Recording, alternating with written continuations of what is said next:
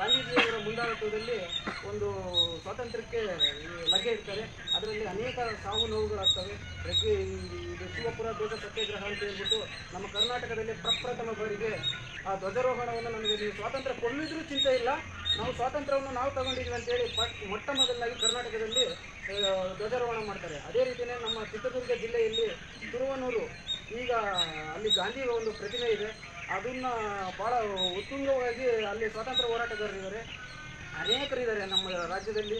ಕಿತ್ತೂರು ರಾಣಿ ಚೆನ್ನಮ್ಮ ಇರ್ಬೋದು, ಸಂಗೊಳ್ಳಿ ರಾಯಣ್ಣ ಇರ್ಬೋದು, ಮತ್ತು ಅನೇಕರು ಭಾಳ ಜನ, ನಿಜಲಿಂಗಪ್ಪರವರು ಎಲ್ಲರೂ ಕೂಡ ಸ್ವಾತಂತ್ರ್ಯಕ್ಕಾಗಿ ಹೋರಾಟ ಮಾಡಿ ತ್ಯಾಗ ಬಲಿದಾನಗಳಿಂದ ಮಾಡಿ 1947 ಆಗಸ್ಟ್ 15 ಲಾರ್ಡ್ ಮೌಂಟ್ ಬ್ಯಾಟನ್ನವರು ನಮ್ಮ ದೇಶಕ್ಕೆ ಸ್ವಾತಂತ್ರ್ಯವನ್ನು ಕೊಡ್ತಾರೆ.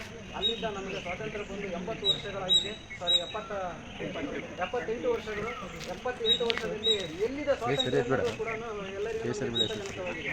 ಏನೇ ಇರಲಿ, ನಮ್ಮ ದೇಶಕ್ಕೆ ಯಾರೇ ಬಂದರೂ ನಮ್ಮ ದೇಶವನ್ನು ಮುಂದಾಳತ್ವದಲ್ಲಿ ಕೊಂಡೊಯ್ಯತಕ್ಕಂಥ ಸಾಮರ್ಥ್ಯವನ್ನು ಮಾಡಿದರೆ ಅವರಿಗೆ ತುಂಬ ಹೃದಯದ ಧನ್ಯವಾದಗಳನ್ನು ಅರ್ಪಿಸ್ತಾ ನನಗೆ ಮಾತನಾಡಲು ಅವಕಾಶ ಮಾಡಿಕೊಟ್ಟಿರ್ತಕ್ಕಂಥ ಎಲ್ಲರಿಗೂ ಒಂದು ನನ್ನ 4 ಮಾತು ಮುಗಿಸಿದ್ದೀನಿ. ಜೈ ಹಿಂದ್, ಜೈ ಕರ್ನಾಟಕ. 78ನೇ ವರ್ಷದ ಸ್ವಾತಂತ್ರ್ಯ ದಿನಾಚರಣೆಯ ಶುಭಾಶಯಗಳು ಎಲ್ಲರಿಗೂ. ಹಾಗೆ ಈ ತನಕ ಮಾತಾಡ್ತಿರ್ತಕ್ಕಂಥ ನಮ್ಮ ಡಿಪ್ಯೂಟಿ ಸಾಹೇಬರು ಮನೋಜ್ ಕುಮಾರ್ ಅವರು ಮತ್ತು ಚೇತನ್ ಸರ್ ಅವರು ಎಲ್ಲ ಸ್ವಾತಂತ್ರ್ಯ ದಿನಾಚರಣೆ ಬಗ್ಗೆ ಮತ್ತು ಸ್ವತಂತ್ರೋತ್ಸವದ ಬಗ್ಗೆ ಎಲ್ಲ ಹೇಳಿದ್ದಾರೆ ಇಲ್ಲಿವರೆಗೂ. ಅದೇ ಥರ ನನಗೆ ಮಾತಾಡಲಿಕ್ಕೆ ಎಲ್ಲ ಅವಕಾಶ ಮಾಡಿಕೊಟ್ಟಿದ್ದಾರೆ. ಮತ್ತು ಎಲ್ಲರಿಗೂ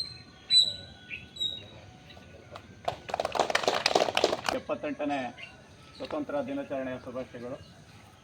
ಈ ಸಂದರ್ಭದಲ್ಲಿ ಹಾಜರಾಗಿರುವಂಥ ಪ್ರವಾಸೋದ್ಯಮ ಇಲಾಖೆಯ ಅಸಿಸ್ಟೆಂಟ್ ಡೈರೆಕ್ಟರ್ ಆದಂಥ ಶಿವಕುಮಾರ್ ಸರ್ ಅವ್ರಿಗೂ, ಮತ್ತು KSDC ಅಧ್ಯಕ್ಷ ಇವರು ಮ್ಯಾನೇಜರ್ ಆದಂಥ ಸರ್ ಅವ್ರಿಗೂ, ಮತ್ತು ಪ್ರತ್ಯಕ್ಷವಾಗಿ ಪರೋಕ್ಷವಾಗಿ ಈ ಒಂದು ಸಂದರ್ಭಕ್ಕೆ ಎಲ್ಲರೂ ಏನು ಹಾಜರಾಗಿದ್ದೀರಲ್ಲ, ನಿಮಗೆಲ್ರಿಗೂ ನಾನು 78ನೇ ಸ್ವತಂತ್ರ ದಿನಾಚರಣೆಯ ಶುಭಾಶಯಗಳೊಂದಿಗೆ ಸ್ವತಂತ್ರ.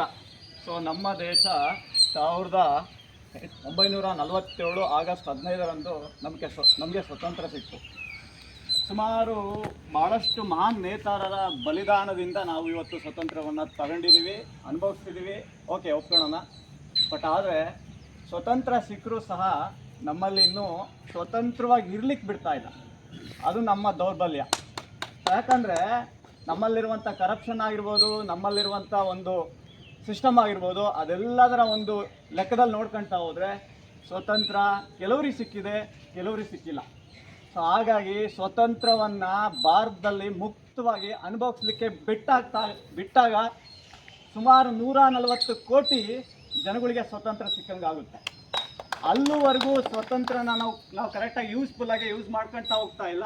ಸೊ ಹಾಗಾಗಿ ಸ್ವತಂತ್ರ ಸಿಕ್ಕಿದೆ, ಮಹಾನ್ ನೇತಾರರ ಬಲಿದಾನದಿಂದ, ತ್ಯಾಗದಿಂದ ನಮಗೆ ಸ್ವತಂತ್ರ ಸಿಕ್ಕಿದೆ.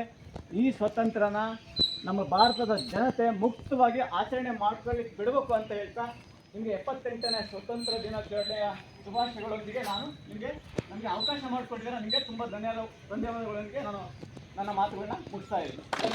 ಶುಭಾಶಯಗಳನ್ನು ಕೋರ್ತಾ, ವಿಶೇಷವಾಗಿ ಮಹಾತ್ಮ ಗಾಂಧೀಜಿಯವರ ಹೋರಾಟದ ಫಲವಾಗಿ ನಮ್ಮ ದೇಶಕ್ಕೆ ಸ್ವತಂತ್ರ ತಂದುಕೊಟ್ಟಂಥ ಮಹನೀಯರಲ್ಲಿ ಅತ್ಯಂತ ಪ್ರಮುಖ ಪಾತ್ರ ವಹಿಸಿದಂಥವರು ಮಹಾತ್ಮ ಗಾಂಧೀಜಿಯವರು. ಮಹಾತ್ಮ ಗಾಂಧೀಜಿಯವರ ಹೋರಾಟದ ಹಿಂದೆ ಹಲವಾರು ಶ್ರಮಗಳಿದೆ, ಹಲವಾರು ಹೋರಾಟದ ಒಂದು ಪ್ರಯತ್ನಗಳಿದೆ, ಸಾಕಷ್ಟು ಏಳು ಬೀಳುಗಳಾಗಿದೆ. ಆದರೆ ಅದರ ಒಂದು ಮುಂಚೂಣಿಯನ್ನು ಹೊತ್ತಂಥವರು ಮಹಾತ್ಮ ಗಾಂಧೀಜಿಯವರು. ಆ ಗಾಂಧೀಜಿಯವರು ಕೊಟ್ಟಂಥ ಒಂದು ಸ್ವತಂತ್ರದ ಕೊಡುಗೆ ನಮ್ಮದಾಗಿರುತ್ತೆ. ಈ ಸ್ವತಂತ್ರ ದಿನವನ್ನು ನಾವು ನಮ್ಮ ನಾಡಿನಲ್ಲಿ, ದೇಶದಲ್ಲಿ ಎಲ್ಲ ಕಡೆನೂ ಆಚರಣೆ ಮಾಡ್ತೀವಿ. ಮೊದಲೇನಾಗಿತ್ತು ಅಂದರೆ ಪ್ರತಿ ಸರ್ಕಾರಿ ಕಚೇರಿಗಳಲ್ಲಿ, ಶಾಲಾ ಕಾಲೇಜುಗಳಲ್ಲಿ ಮಾತ್ರ ಧ್ವಜಾರೋಹಣವನ್ನು ಆಚರಣೆ ಮಾಡಿ, ಒಂದು ಫ್ಲಾಗನ್ನು ಮಾಡಿ ಆಚರಣೆ ಮಾಡಿ ಮುಂದಕ್ಕೆ ಹೋಗ್ತಾಯಿದ್ರು.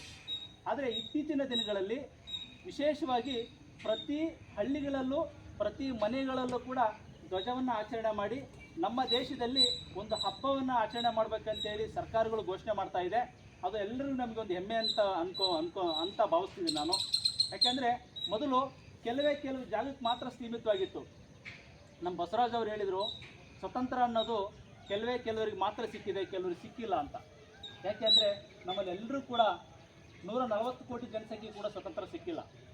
ಅದು ಸಿಕ್ಕಾಗ ಮಾತ್ರ ನಮಗೆ ಸಂಪೂರ್ಣವಾಗಿ ನಾವೆಲ್ಲ ಅರ್ಹತೆ ಪಡೆದಿದ್ದೀವಿ ಅಂತ ಅಂದಾಗ ಮಾತ್ರ ಸಿಗುತ್ತೆ.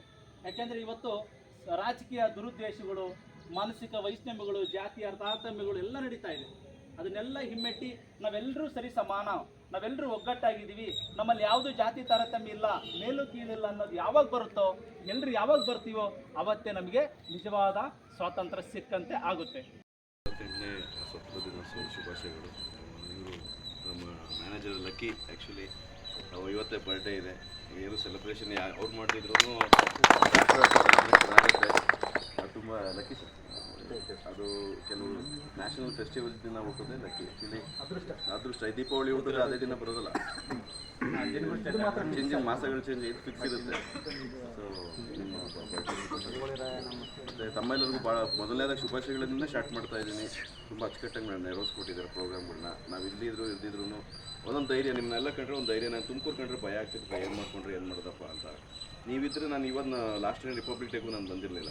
ತಾವುಗಳೆಲ್ಲ ನೆರವೇರಿಸಿದ್ರಿ, ಭಾಳ ಖುಷಿ ಇದೆ. ಇದರಲ್ಲಿ ಒಳ್ಳೆ ವೇದಿಕೆ ಚೆನ್ನಾಗಿ ಕೆಲಸ ಮಾಡ್ತಾ ಇದ್ದಾರೆ. ಸಣ್ಣ ಪುಟ್ಟ ಇರ್ತವೆ, ನಾವು ಹೇಳ್ತಾ ಇರ್ತೀವಿ, ಅವರು ಕೇಳ್ತಾ ಇರ್ತಾರೆ. ಸರಿ ಮಾಡ್ಕೊಂಡು ಹೋಗೋದೇ ಜಗನೇ. ನೀವು ತಪ್ಪುಗಳು ಮಾಡೇ ಮಾಡ್ತಾರೆ, ನಾವು ತಪ್ಪು ಮಾಡ್ತೀವಿ. ನಮ್ಮ ಮಾಡಿದಾಗ ನಮ್ಮ ಮೇಲಧಿಕಾರಿಗಳು ಹೇಳ್ತಾರೆ, ತಾವುಗಳು ತಪ್ಪು ಮಾಡಿದಾಗ ನಾವು ಹೇಳ್ತೀವಿ. ಮತ್ತು KSTC ನೌಕರರು ಕೂಡ ತುಂಬ ಹೊತ್ತಿಂದ ನಿಂತ್ಕೊಂಡು ಕೇಳಿಸ್ಕೊತಿದ್ದಾರೆ. ಅವ್ರಿಗೂ ಶುಭಾಶಯಗಳನ್ನ ಹೇಳ್ತಾರೆ. ನಾನು ಆ್ಯಕ್ಚುಲಿ ಯಾವುದೇ ಸ್ಪೀಚ್ ರೆಡಿ ಮಾಡ್ಕೊಂಡು ಬಂದಿರಲಿಲ್ಲ. ನಾನು ಕಾನ್ಸೆಪ್ಟು ಇರಲಿಲ್ಲ. ಫಸ್ಟ್ನೇ ಫ್ಲ್ಯಾಗ್ ಹೋಸ್ಟಿಂಗ್ ನಮ್ಮದು. ಬಟ್ ನಾನೀಗ ಸ್ವಲ್ಪ ಜಾಸ್ತಿ ಹೊತ್ತು ಮಾತಾಡಬೇಕು ಅಂತ ಅಂದ್ಕೊತೀನಿ. ಏನಕ್ಕೆ ಅಂದರೆ ನಿಮ್ಮಲ್ಲೇ ಒಂದು ಸ್ವಲ್ಪ ಕನ್ಫ್ಯೂಷನ್ಸ್ ಇದೆ. ಸ್ವತಂತ್ರ ಏನು ಅಂದರೆ, ಸ್ವತಂತ್ರ ಅನುಭವಿಸಿದ್ದೀವ ನಾವು, ಸ್ವತಂತ್ರ ಅಂದರೆ ಏನು ಅಂತ. ಮೊದಲನೇದಾಗಿ ಬ್ರಿಟಿಷರಿಂದ ನಾವು ಒಂದು ಬೇರೆಯವ್ರು ಬಂದು ನಮ್ಮನ್ನು ದಾಳಿ ಮಾಡೋದಾದರೆ ಬ್ರಿಟಿಷರಿಂದ ಸ್ಟಾರ್ಟ್ ಆಗಿಲ್ಲ. ಅದು ಇವರು ಕ್ರಿಸ್ತಪೂರ್ವದಿಂದನೂ ಸ್ಟಾರ್ಟ್ ಆಗಿದೆ. ಅದು ಅವಾಗಿನ ಅಲೆಕ್ಸಾಂಡರ್ ಇತ್ತು. 326 BC ಅಲೆಕ್ಸಾಂಡರ್ ಬಂದರು. ಅಲೆಕ್ಸಾಂಡ್ರು ಇದು ಯಾರಪ್ಪ ಅವರು? ಗ್ರೀಸ್, ಯುರೋಪಿಯನ್ ದೇಶ ಯಾವುದು. ಅದಾದಮೇಲೆ ಹುನ್ಸು, ಶಾಕಾಸು, ಸೆಂಟ್ರಲ್ ಏಷ್ಯನ್ಸು, ಗಜ್ನಿ, ಮೊಹಮ್ಮದ್. ಏನ್ಷಿಯಂಟಲ್ಲಿ ಬಂದು ಅಟ್ಯಾಕ್ ಮಾಡಿದ್ರು, ಅದಾಯಿತು. ಮೆಡಿವಲಲ್ಲಿ ಬಂದು ಗಜ್ನಿ, ಮೊಹಮ್ಮದ್ ಅವರೆಲ್ಲ ಬಂದು ಅಟ್ಯಾಕ್ ಮಾಡಿದ್ರು. ನಮ್ಮಲ್ಲೇ ಅದು ಇವಾಗ ವಿಜಯನಗರ ಏನಕ್ಕಿಲ್ಲ ಇವತ್ತು? ಯಾರು ನಾವು ಹಾಳು ಮಾಡಿದ್ದು. ಇವಾಗ ಸೋಮನಾಥಪುರ ಟೆಂಪಲ್ಸ್ ಆಗಲಿ, ಅದು ಬೇಡ ಬಿಡಿ. ಹುನ್ಸು, ಶಾಕಾಸು, ಇನ್ನು ಇದು ಬೌದ್ಧಗಯದಲ್ಲಿ ಬುದ್ಧನಿಟ್ಟಿದ್ದ ಮರನೇ ಕಟ್ಬಿಟ್ಟಿದೆ. ಯಾರು? ಶಶಾಂಕ, ನಮ್ಮಲ್ಲೇ ಇದ್ದರು. ಸೊ ಇಲ್ಲಿ ಬ್ರಿಟಿಷ್ಗೂ ಒಬ್ಬ ಬೇರೆಯವ್ರಿಗೂ ಟಿಪಿಕಲ್ ಡಿಫ್ರೆನ್ಸ್ ಇದೆ. ಅದನ್ನ ಅರ್ಥ ಮಾಡ್ಕೊಳ್ಳಿ. ಇನ್ನು ಎಲ್ಲರೂ 1500ನೇ ಇಸ್ವಿಯಿಂದ ಸ್ಟಾರ್ಟ್ ಆಗಿಲ್ಲ ನಮ್ಮ ದಾಳಿ ಮಾಡೋದಾಗಿ. ಇನ್ನೊಂದಾಗಿ ಮುಂಚೆ ದಾಳಿ ಮಾಡಿದವರೆಲ್ಲ ಬಂದು ಇಲ್ಲೇ ನಿಲ್ಲಿಸಿ ನಮ್ಮಲ್ಲೊಬ್ಬರಾದ್ರು. ಇದು ಹೆರೋಡಿಟಸ್ ಅಂತ ಯಾರ್ಯಾರು ಅಲೆಕ್ಸಾಂಡರ್ ಜೊತೆ ಬಂದರು. ಇಲ್ಲೇ ಮೌರ್ಯನ್ಸ್ ಜೊತೆ ಅವರು ಒಂದು ರಿಲೇಷನ್ ಬೆಳೆಸ್ಕೊಂಡ್ರು. ಅವ್ರ ಮಕ್ಕಳನ್ನ ಇಲ್ಲಿ ಕೊಟ್ಟರು, ಮದುವೆ ಆದರು, ಇಲ್ಲೇ ಲೋಕಲೈಟ್ಸ್ ಆದರು. ಕನಿಷ್ಕ ಯಾರು ಅಲ್ಲ, ಕನಿಷ್ಕನು ಒಂದು ಸೆಂಟ್ರಲ್ ಏಷ್ಯಾದಿಂದ ಬಂದವರೇ. ಆತನು ಹಿಂದೂ ಹೆಸರು ಚೇಂಜ್ ಮಾಡಿಕೊಂಡು ಬೌದ್ಧಿಸಮ್ ಫಾಲೋ ಮಾಡ್ಕೊಂಡು ಇಲ್ಲೇ ಒಬ್ಬರಾದರು. ಎಲ್ಲರೂ ಬಂದಿರ್ತಕ್ಕಂಥದ್ದು ಇಲ್ಲೇ ನೆಲೆಸಿದ್ರು. ಒಂದು ಕಲ್ಚರಲ್ ಡಿಫ್ರೆನ್ಸ್ ಇದೆ. ಒಂದು ಇಸ್ಲಾಮಿಕ್ ಇನ್ವೇಡರ್ಸ್ಗೂ ನಮಗೂ ಕಲ್ಚರಲ್ ಡಿಫ್ರೆನ್ಸ್ ಇದೆ. ಬಟ್ ಅದು ಇಲ್ಲೇ ನೆಲೆಸಿದ್ರು. ಮೊಘಲ್ಸ್ ಯಾರು ಬಂದು ಲೂಟಿ ತೊಗೊಂಡು ಇನ್ನೊಂದು ಕಡೆ ಹೋಗಲಿಲ್ಲ. ಅವರು ಲೂಟಿ ಮಾಡ್ಕೊಂಡು ಇಲ್ಲೇ ಇದ್ರು ಅವರು. ಸೊ ಅಲ್ಲಿ ಇನ್ನೊಂದು ಟಿಪಿಕಲ್ ಡಿಫ್ರೆನ್ಸ್ ಏನು ಅಂದರೆ, ಯಾರೂ ಬಂದು ನಮ್ಮ ಪರ್ಸನಲ್ ಲೈಫ್ಗೆ ಅವರು ಥ್ರೆಟನ್ ಮಾಡಲಿಲ್ಲ. ಬಂದರು, ಅವರು ಯುದ್ಧ ಮಾಡಿಕೊಂಡ್ರು, ಒಂದು ಅರಮನೆ ಏನಿದೆ ಆಕ್ಯುಪೈ ಮಾಡಿಕೊಂಡ್ರು. ಏನು ಹಳೆ ಸಿಸ್ಟಮ್ ಇತ್ತು ಅದನ್ನು ಫಾಲೋ ಮಾಡ್ಕೊಂಡ್ರು. ಇಸ್ಲಾಮಿಕ್ ರೂಲ್ಸು ಟ್ಯಾಕ್ಸೇಷನ್ ಇನ್ಕ್ರೀಸ್ ಆಯಿತು. ದುಡ್ಡು ಅಲ್ಲ ನಮಗೆ ಒಂದು ಆಯ್ತಪ್ಪ, ನನ್ನ ಪರ್ಸನಲ್ ಲೈಫ್ ನೀವು ಯಾರು ಬರಬೇಡಿ, ನಾವು ಟ್ಯಾಕ್ಸ್ ಕಟ್ತೀವಿ. ಅದು ಸ್ವಲ್ಪ ಎಕನಾಮಿಕ್ ಎಕ್ಸ್ಪ್ಲೋಟೇಷನ್ ಅದು ತೊಗೊಂಡ್ವಿ ನಾವು ಭಾರತೀಯ ತಪ್ಪು. ಬ್ರಿಟಿಷರಿಗೂ ಏನು ಡಿಫ್ರೆನ್ಸು? ಬ್ರಿಟಿಷರು ಬಂದು ಒಂದು ಬಿಸ್ನೆಸ್ ಮಾಡ್ತಿದ್ರು. ಫಸ್ಟ್ ಪೋರ್ಚುಗೀಸ್ ಬಂದರು, ಫ್ರೆಂಚ್ ಬಂದರು, ಇಂಗ್ಲೀಷ್ ಬಂದರು, ಬ್ರಿಟಿಷರ್ಸ್ ಬಂದರು, ಡಚ್ ಬಂದಾದಮೇಲೆ ಬ್ರಿಟಿಷರ್ಸ್ ಬಂದರು, ಫ್ರೆಂಚ್ ಬಂದರು. ಇಲ್ಲಿ ಈ ಫ್ರೆಂಚ್ ಬ್ರಿಟಿಷ್ ಬಿಟ್ಟು ಇನ್ನು ಮಿಕ್ಕಿದೆಲ್ಲ ಬಿಸ್ನೆಸ್ ಮಾಡ್ಕೊಂಡು ಆಚೆ ಹೋದ್ರು. ಅವ್ರಿಗೇನು ಹಣ ಬೇಕು, ಬಿಸ್ನೆಸ್ ಮಾಡ್ಕೊಂಡು ಹೋಗ್ತಾರೆ. ಬ್ರಿಟಿಷರ್ಸ್ ಆ್ಯಂಡ್ ಫ್ರೆಂಚಸ್ಸು ಯುದ್ಧ ಆಯಿತು. ಬ್ರಿಟಿಷರ್ಸ್ ಗೆದ್ದು ಫ್ರೆಂಚ್ನ ಆಚೆ ಕಳಿಸೋ. ಬ್ರಿಟಿಷರ್ಸ್ ಅವ್ರೇನು ಮಾಡಿದ್ರು, ನಮ್ಮಲ್ಲಿ ಒಬ್ಬರು ಆಗಲಿಲ್ಲ. So they're superior. ನಾವು ಸುಪೀರಿಯರು, ನಾವು ಕಲ್ಚರಲ್ಲಿ ಆಗಿರ್ತೀವಿ. ನೀವೆಲ್ಲ ಇನ್ಫೀರಿಯರ್ ಭಾರತೀಯರು.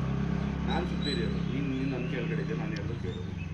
ಆ ಡಿಸ್ಕ್ರಿಮಿನೇಷನ್ ಏನಿದೆ ಅದು ನಮಗೆ ತಡ್ಕೊಳಕ್ಕಾಗಲಿಲ್ಲ. ನಮಗೆ ಎಕನಾಮಿಕ್ ಎಕ್ಸ್ಪ್ಲೋಟೇಷನ್ ಆಯಿತು. ದುಡ್ಡು ಕೊಡಿ, ಟ್ಯಾಕ್ಸ್ 1/3, 1/50 ಕೋಟಿ, 2/3 66% ಟ್ಯಾಕ್ಸ್ ಕಟ್ಟಿ ಅಂದರು. ಅದಕ್ಕೂ ನಾವು ವರಿ ಮಾಡಲಿಲ್ಲ, ಕಟ್ಟಿದ್ವಿ. ಯಾರೂ ನಾವು ಅಗೇನ್ಸ್ಟ್ ಮಾತಾಡಲಿಲ್ಲ. ಬಟ್ ಒಂದು ಡಿಸ್ಕ್ರಿಮಿನೇಷನ್, ಅಸ್ಪೃಶ್ಯತೆ ಅಂತ ಏನು ಬಂತು, ಅವಾಗ ಯಾವುದೂ ತಡ್ಕೊಳಕ್ಕಾಗಲಿಲ್ಲ. ಇದೇ ಅಸ್ಪೃಶ್ಯತೆಯೇ ಅಂಬೇಡ್ಕರ್ ಅವರು ಹೇಳೋದು. ಅಸ್ಪೃಶ್ಯತೆ ಮಾಡಬೇಡಿ. ಇವತ್ತು ಶ್ರೀಲಂಕಾದಲ್ಲಿ ಪೀಸ್ ಇಲ್ಲ, ಯಾಕೆ ಹೇಳಿ? ಕಮಿಡಿಯನ್ಸ್ಗೂ ಮತ್ತು ಅಲ್ಲಿರೋ ಸುನ್ನಾಳಿ ಅಸ್ಪೃಶ್ಯತೆ ಜಾಸ್ತಿ ಇದೆ. ನಮ್ಮಲ್ಲಿ ಏನಕ್ಕೆ ಇಲ್ಲಿ ತನಕ ನಾವು ಇದ್ದೀವಿ ಅಂದರೆ ಅಸ್ಪೃಶ್ಯತೆ ಇಲ್ಲ. ಸೊ ಇಲ್ಲೇನಾಗ್ತಿದೆ, ಎಲ್ಲೋ ಒಂದು ಕಡೆ ಒಂದು ಸೋಷಿಯಲ್ ಮೀಡಿಯಾ ಆಗಲಿ ಇನ್ನೊಂದು ಕಡೆ ಆಗಲಿ try to divide you people. ನಿಮ್ಮಲ್ಲಿ ಡಿವೈಡ್ ಮಾಡ್ತಾರೆ. ನೀವು ಪಕ್ಕದ ಮನೆಗೂ ನಿಮ್ಗೆ ಕಂಡ್ರಾಗಲ್ಲ, ನೀವು ಹಂಗೆ ಲೆಕ್ಕ ತಗೊಂಡ್ರೆ ಎಲ್ಲಿಗೆ ಅಂತ ತಗೊಳ್ತೀರಾ? ಅವ್ನು ಕಪ್ಪಿದಂಗೆ ನಿನ್ನ ಬೆಳಗಿದೆ, ಅವನಿಗೆ ಕೂದಿಲ್ಲ, ನಿನಗೆ ಕೂದಿದೆ, ಅವನಿಗೆ ಮೀಸೆ ಇದೆ, ನೀನು ಮೀಸೆ ಇಲ್ಲ. Division start from everywhere. ನೀವು ಗಂಡ ಹೆಂಡ್ತಿಗಳಲ್ಲೂ ಡಿವಿಷನ್ಸ್ ಇರುತ್ತೆ, ನಮ್ಮಲ್ಲಿ ಡಿಫ್ರೆನ್ಸಸ್ ಇರುತ್ತೆ. ಅದನ್ನು ನಾವು ಅರ್ಥ ಮಾಡ್ಕೊಂಡು ಯುನೈಟೆಡ್ ಆಗಿದ್ದರೆ ನಾವು ದೇಶ ಇರುತ್ತೆ. ಇವತ್ತು ಬಾಂಗ್ಲಾದೇಶಲ್ಲಿ ನಡೀತಿದೆ, ಶ್ರೀಲಂಕಾದಲ್ಲಿ ನಡೀತಿದೆ, ಪಾಕಿಸ್ತಾನಲ್ಲಿ ನಡೀತಿದೆ. ಥರ್ಡ್ ವರ್ಲ್ಡ್ ಕಂಟ್ರೀಸ್ ಅಂತ ಕರೀತಾರೆ ನಮಗೆ ಫ್ರೀಡಮ್ ಅಂದರೆ. ಆ ಥರ್ಡ್ ವರ್ಲ್ಡ್ ಕಂಟ್ರೀಸೂ ಡೆಮೋಕ್ರಸಿ ಸಿಸ್ಟಮ್ ಆಗಿಲ್ಲ. ಡೆಮೋಕ್ರಸಿ ಹೋಗಿ ಆರ್ಮಿ ರೂಲ್ ಬಂದು ಆರ್ಮಿಗೆಲ್ಲ ಬಂದಿದೆ. ನಾವು ಒಂದೇ ದೇಶ ಇವತ್ತು ಕೂಡ ಡೆಮೋಕ್ರಸಿಯನ್ನು ನಮ್ಮ ನಂಬಿಕೆಯಿಂದ ಬಾಳ್ತಿರೋದು. ಅದಕ್ಕೆ ನಾವು ಅಂಬೇಡ್ಕರ್ ಥ್ಯಾಂಕ್ಸ್ ಹೇಳ್ಬೋದು. ಫಂಡಮೆಂಟಲ್ ರೈಟ್ಸ್ ಕೊಟ್ಟಿದ್ದಾರೆ, ನಮಗೆ ಫಂಡಮೆಂಟಲ್ ರೈಟ್ಸ್ ಒಂದೇ ಕೊಟ್ಟಿಲ್ಲ, ಫಂಡಮೆಂಟಲ್ ಡ್ಯೂಟೀಸ್ ಕೊಟ್ಟಿದ್ದಾರೆ. ನಿನ್ನೆ ಆದ ಆದ್ಯ ಕರ್ತವ್ಯಗಳಿವೆ, ಫಾರಿನರ್ಸ್ ಅನ್ವಯಿಸೋದಿಲ್ಲ. ಅದು ಭಾರತದಲ್ಲಿ ಮಾತ್ರ ಆದ್ಯ ಕರ್ತವ್ಯಗಳಿದೆ, ಮೂಲಭೂತ ಕರ್ತವ್ಯಗಳಿದೆ. ಅದನ್ನು ನೆರವೇರಿಸಿ ನಾವು ಯಾವತ್ತಿದು ಫಂಡಮೆಂಟಲ್ ರೈಟ್ಸ್ ಬಗ್ಗೆ ಮಾತಾಡ್ತೀವಿ. ನಮ್ಮ ಮೂಲಭೂತ ಹಕ್ಕಿದೆ, ನಾನು ಎಂಜಾಯ್ ಮಾಡೋಕ್ಕಾಗ್ತಾ ಇಲ್ಲ. ನಮ್ಮ ಕರ್ತವ್ಯಗಳನ್ನು ನಿಭಾಯಿಸಿ. ಆಟೋಮೆಟಿಕಲ್ ರೈಟ್ಸ್ ಬರುತ್ತೆ, ಕರ್ತವ್ಯಗಳನ್ನ ಮರಿಬೇಡಿ. 51ನೇ ಆರ್ಟಿಕಲಲ್ಲಿ ಕರ್ತವ್ಯಗಳಿದೆ, ಅದನ್ನು ಫಾಲೋ ಮಾಡಿ. ಈ ಏನಿದೆ ನೀವು ಒಂದು ಕನ್ಫ್ಯೂಷನ್ ನಿಮ್ಮಲ್ಲೇ ಇದೆ. ಒಂದು ಏನು ಅಂದರೆ ನಾವು ನಮಗೆ ಫ್ರೀಡಮ್ ಎಂಜಾಯ್ ಮಾಡೋಕ್ಕಾಗ್ತಾ ಇಲ್ಲ. ನಾವು ಅವ್ರು ಎಂಜಾಯ್ ಮಾಡಿ, ಯಾರೋ ಒಬ್ಬರು ಕರಪ್ಷನ್ ಇದೆ, ಮೇಲೆ ಇನ್ನೊಬ್ಬರು ಅಧಿಕಾರಿಗಳಿದ್ದಾರೆ ಅಥವಾ ಮೇಲ್ಗಡೆ ಪೊಲಿಟಿಷಿಯನ್ಸ್ ಇದೆ, ಅವ್ರು ಎಂಜಾಯ್ ಮಾಡ್ತಾರೆ, ನಮಗೆ ಎಂಜಾಯ್ ಮಾಡೋಕ್ಕಾಗ್ತಾ ಇಲ್ಲ. ಫಸ್ಟು ಕ್ರಿಟಿಕಲ್ ಥಿಂಕಿಂಗ್ ಅಂತ ರೆಫರ್ಸ್ತಾರೆ. ನಾನು ಯಾರನ್ನೂ ನೆಗೆಟಿವ್ ಆಗಿ ಹೇಳ್ತಾ ಇಲ್ಲ. ಒಂದು ಮಾರ್ಕ್ಸ್ ಕೂಡ ಇದೆ ಕ್ರಿಟಿಕಲ್ ಥಿಂಕಿಂಗ್. ನಾವು ಯೋಚನೆ ಮಾಡಬೇಕು. ಯೋಚನೆ ಮಾಡೋ ಶಕ್ತಿ ಕೂತ್ಕೊಂಡು ನಾನು ಕಾರಣ ಕೂತ್ಕೊಂಡ್ರೆ ಬರೋದಿಲ್ಲ. ಪುಸ್ತಕಗಳನ್ನ ಓದಿ. ನೀವು ಯಾವುದು ಒಂದು ಪೊಲಿಟಿಕಲ್ ಇದಿರುತ್ತೆ, ರಾಜಕೀಯವಾಗಿ ನೀವು ರಾಜಕೀಯ ಅಂತಂದರೆ ನೀವು ಹೊರಗಡೆ ಮಾಡೋ ರಾಜಕೀಯ ಶಾಸ್ತ್ರ, ಅದಕ್ಕೆ ಆದಂಥದ್ದು ಮಹತ್ವ ಇದೆ. ಅದರಲ್ಲಿ ಮೂಲಭೂತ ಹಕ್ಕು ಅಂದ್ರೇನು, ಸಮಾನತೆ ಅಂದ್ರೇನು, ಡಿಸ್ಕ್ರಿಮಿನೇಷನ್ ಅಂದ್ರೇನು, ನನಗೆ ಲಿಬರ್ಟಿ, ಈಕ್ವಾಲಿಟಿ